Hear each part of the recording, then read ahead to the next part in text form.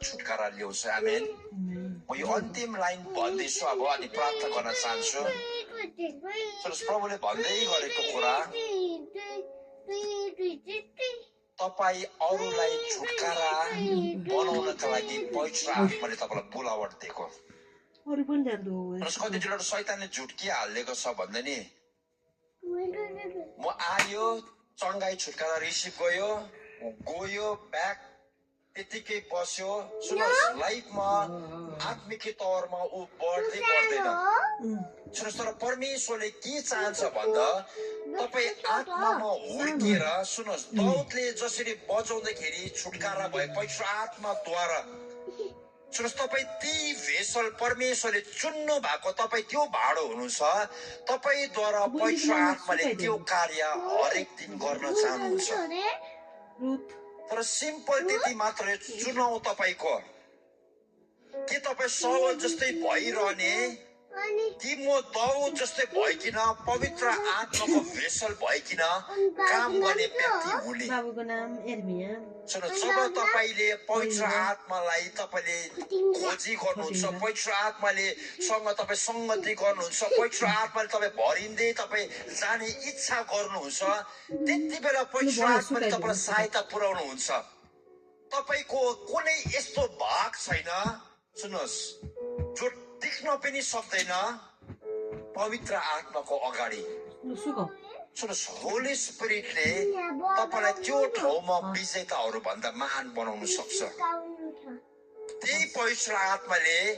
तपाईँलाई प्रेम गर्नु सक्छ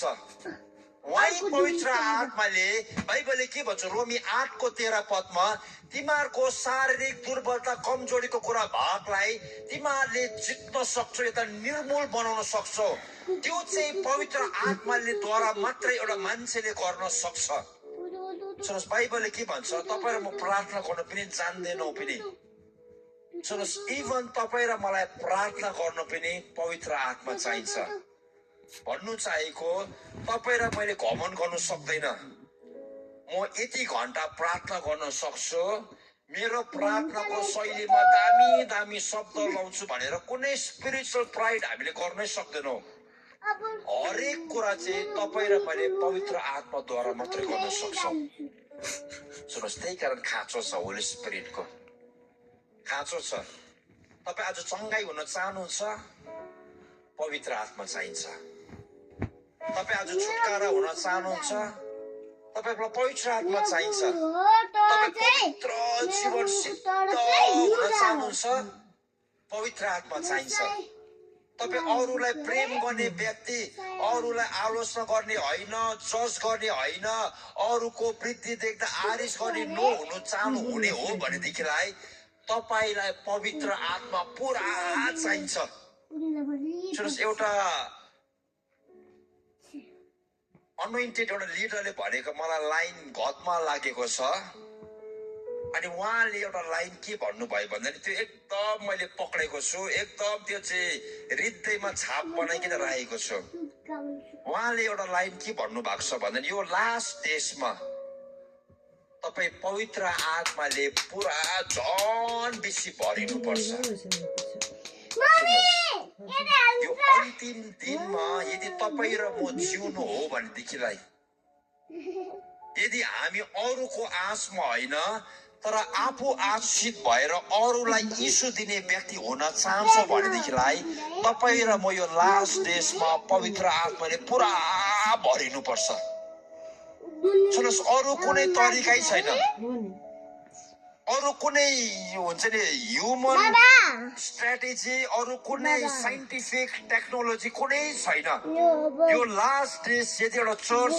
शक्तिमा खडा हुनु छ भनेदेखिलाई पुरा पवित्र आत्मा चाहिन्छ पुरा पवित्र आत्माले भरिनु पर्छ अनि मात्रै खडा हुन सक्छ बाइबलले के भन्छ भन्दा यो अन्तिम दिनमा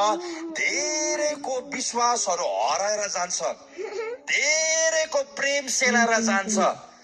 सुन्नुहोस् प्रेम भनेको एउटा के हो भनेदेखिलाई एउटा नदेखिने एउटा सुपर नेचुरल एउटा के फल हो एउटा अलौकिक फल हो यो पृथ्वीको फल होइन तर यो चाहिँ अलौकिक फल हो बाइबलले के भन्छ पहिलो कोरिन्थीको अनि गलातीको किताबमा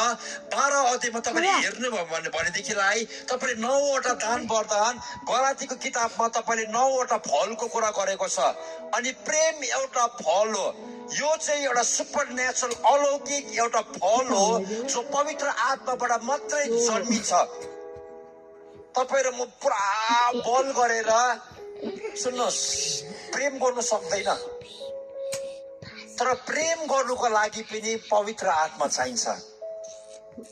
तपाईँ शान्तिमा जिउनु हो भनेदेखि पवित्र आत्मा चाहिन्छ।